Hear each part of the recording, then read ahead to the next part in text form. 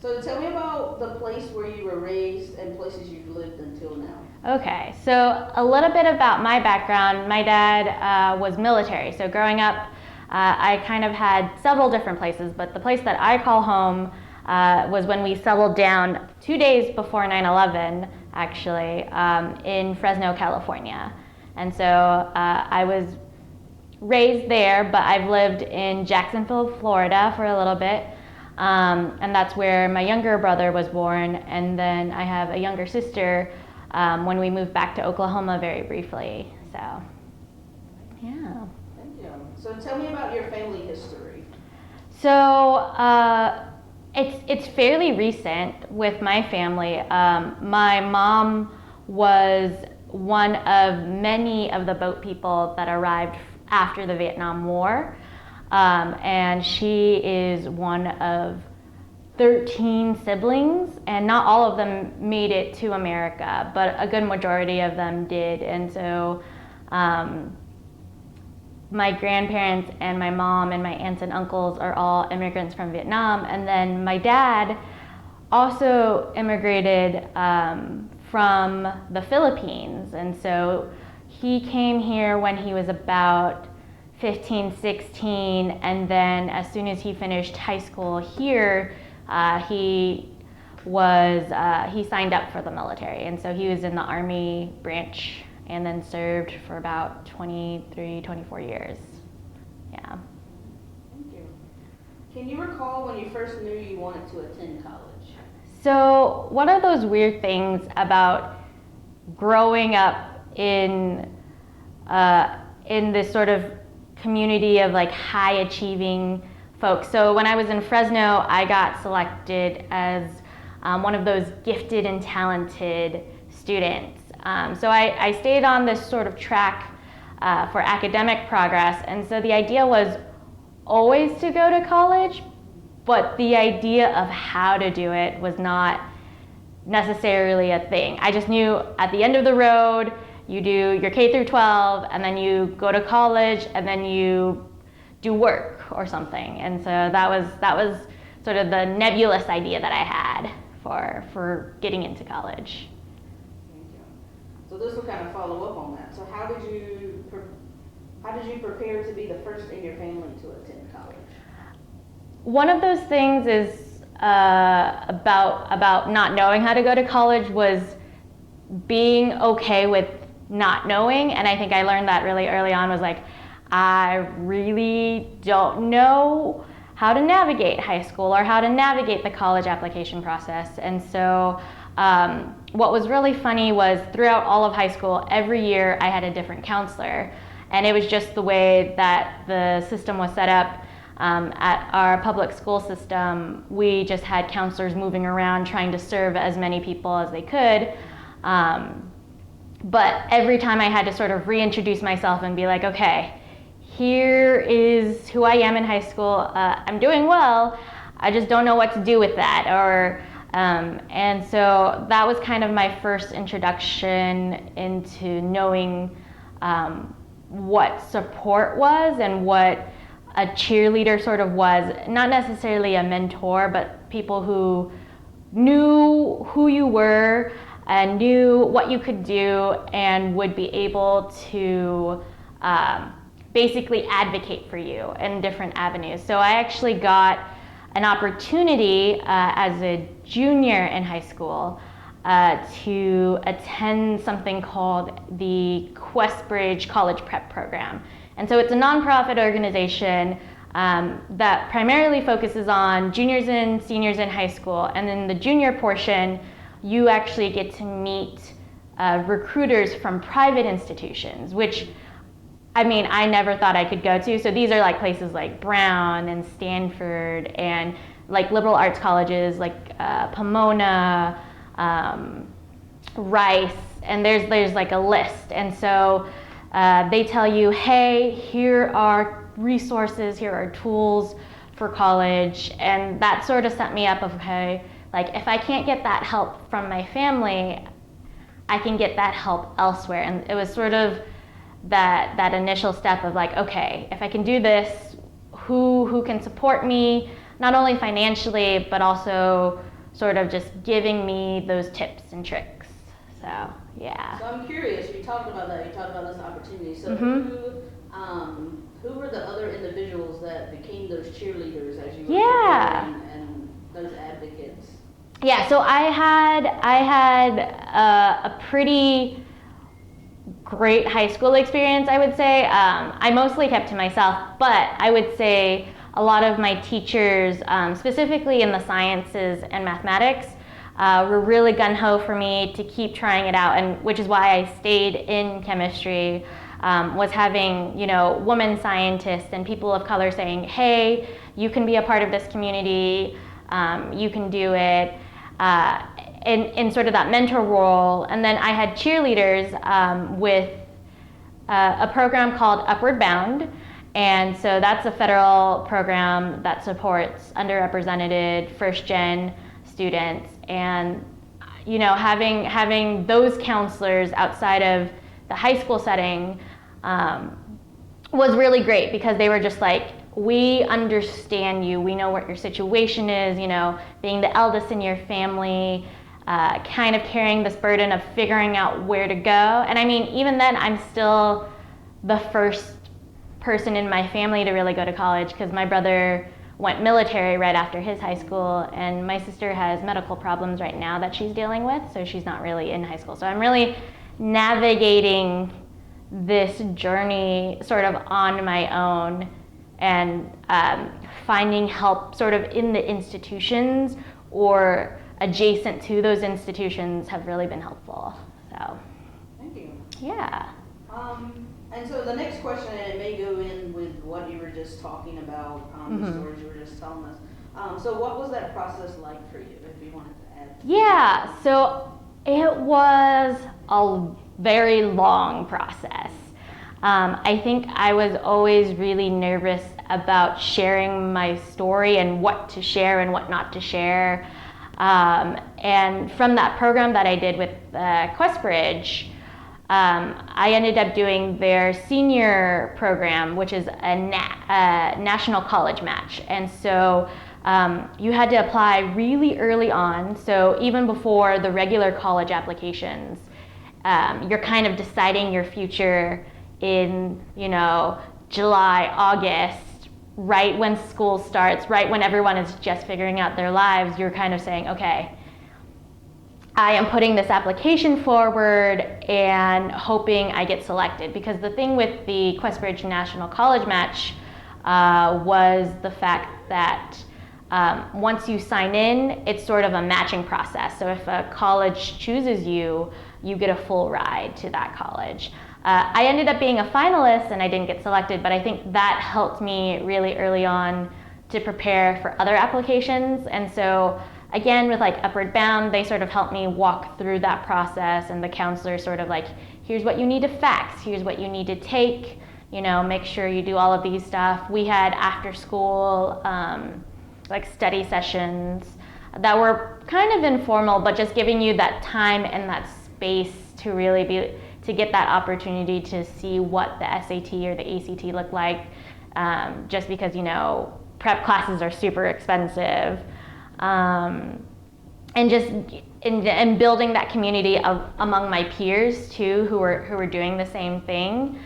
And then, so it was a series of long applications. So I think I kept applying up until December. So coming from Fresno, California, there's actually a program at my local university at Fresno State that is the Smith Camp Honors College, and so they pay for your 4 years of undergrad if you do get it.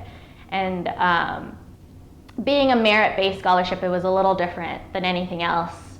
And it asked you questions like, where would you go traveling abroad and things like that. So that was a little different too, because I was always very much, here's my community, here's what I have now, especially just moving around so much. I didn't really get that, like, oh, here is where I am. And so being in Fresno, I was like, I just want to stay here and stay close, but thinking of that idea of like, how could I impact the world at like 18 was really strange, but I think it was sort of helpful and really nice because I ended up getting the scholarship, and that kind of set me up. So, yeah. Very nice. Thank you. So how did your community support you in your decision to attend college?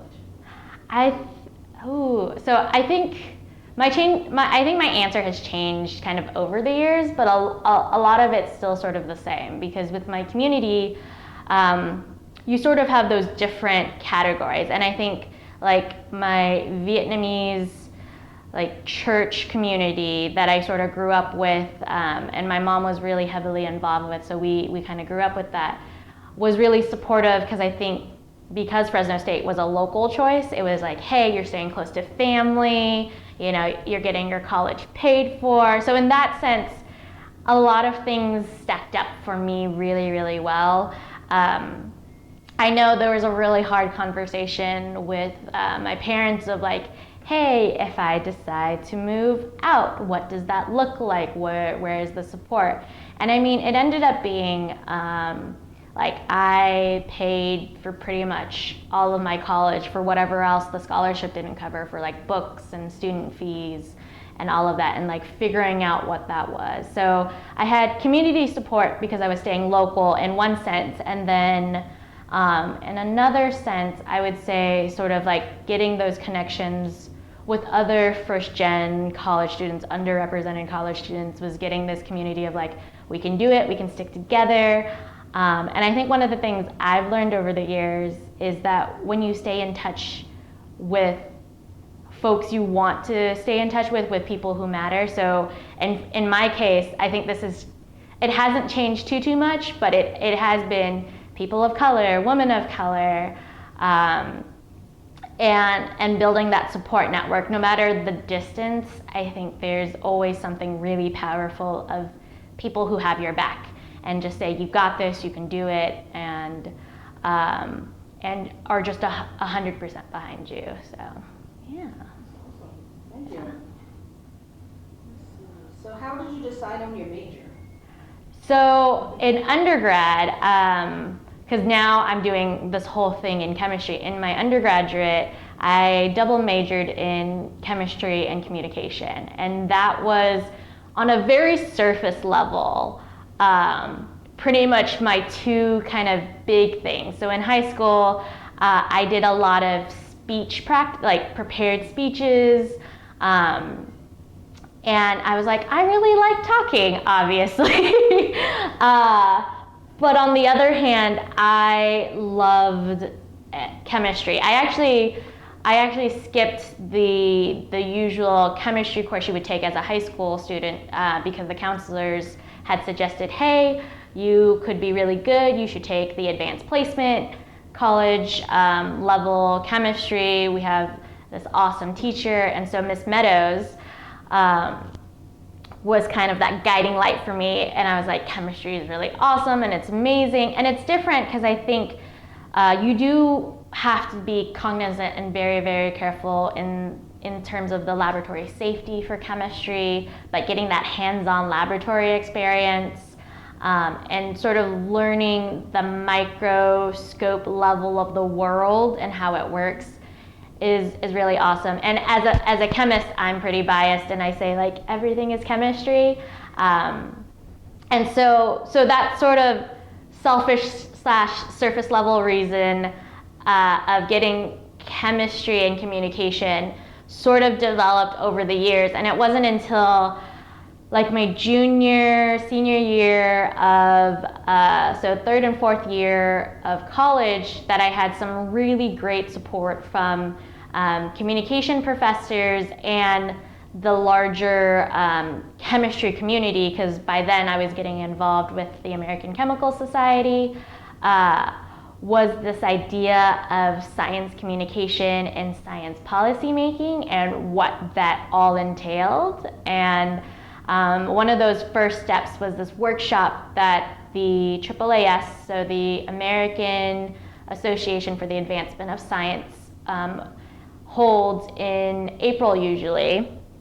And it's a catalyzing advocacy for science and engineering, and that was really amazing. And I think just being able to explain science and explain chemistry to folks who aren't scientists is a really important and great thing.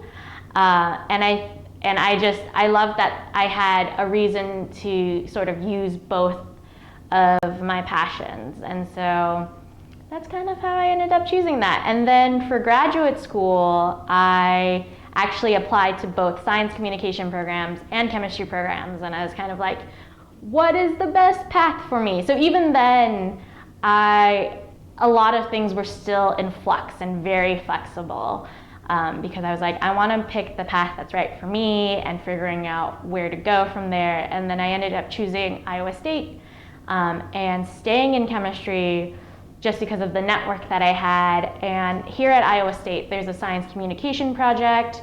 And with the degree that I'm interested in, because I'm interested in the intersection of how we communicate chemistry to our society and how we educate people about chemistry, it was just a really good fit with a good advisor, and great opportunities here. So yeah.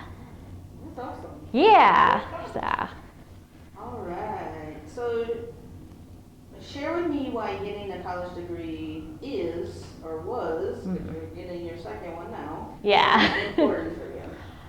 So college was really important for me, I think, just because I saw how much my parents had to work for. So even though my dad was military, I mean, they still worked a lot of hours, and my mom took care of all three of us, especially when things started going south for my sister, because she ended up needing a wheelchair and just being disabled, sort of in her teenage years. We all had such different pathways, and our parents had sacrificed so much for us. And so for me, that college degree was sort of a sign of success, not only for myself, but for my family. And then continuing on was sort of a justification for me to like do what you love, but also do something that you can be proud in. And so I think I can be proud in doing what I love to do because I've gotten the support that I had. And I always don't think about just myself. I think I'm always bringing people with me. So I'm raising up, not just my family, but the community, and for all of the other folks who are sort of that first gen, having that say of like, hey, you can do whatever you put your mind to, and there's no limitations. So how will life and experiences be different for you after college? I think I'm still sort of struggling with this dynamic of what life is after college. The move from Fresno, California to Ames, Iowa was a huge cultural shift for me.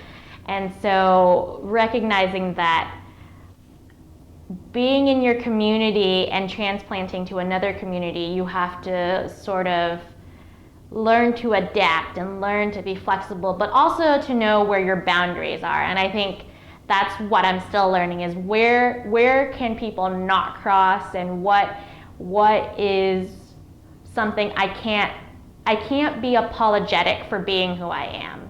And so being 100% who I am and not apologizing for not being sort of whatever that mold is that people have of me, and just saying, you know what, it's okay. I'm who I am because of the experiences that I've had. And so that's been sort of something I've been grappling with, and I think it's been super helpful sort of sharing my story, but also finding those pockets of communities now that I've had these experiences. So things here at Iowa State with like the Women of Color Network has been really helpful. Yeah. Thank you. Yeah. So what identities are important to you, and please describe these and how they attribute to your current journey. Okay, so I wear a lot of hats, but I think, and each and every one of them are very different, but probably first and foremost is that I am a friend and a daughter and sister. So I think those like interpersonal relationship roles are really important. And so especially just recently with the way like my sister's health has been going, it's been really important. And I think part of that is also wearing that hat of being the eldest. And so, you know, having this sense of taking responsibility and feeling that I have this burden to carry, but also recognizing that I'm not alone. So that's what I'm sort of figuring out.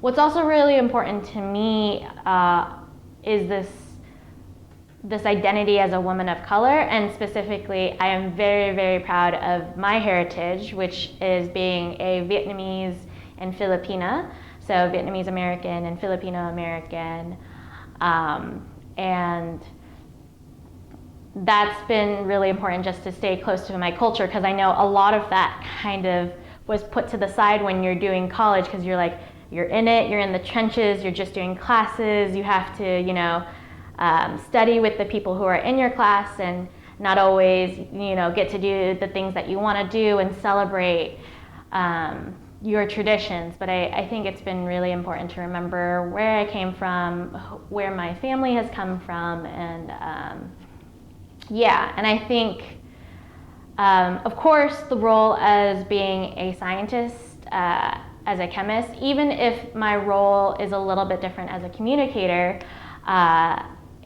it still showcases that I am, you know, that critical thinker, and I am a part of a community that looks at the world that's informed by information and by data. Kind of has helped me grow professionally, for sure.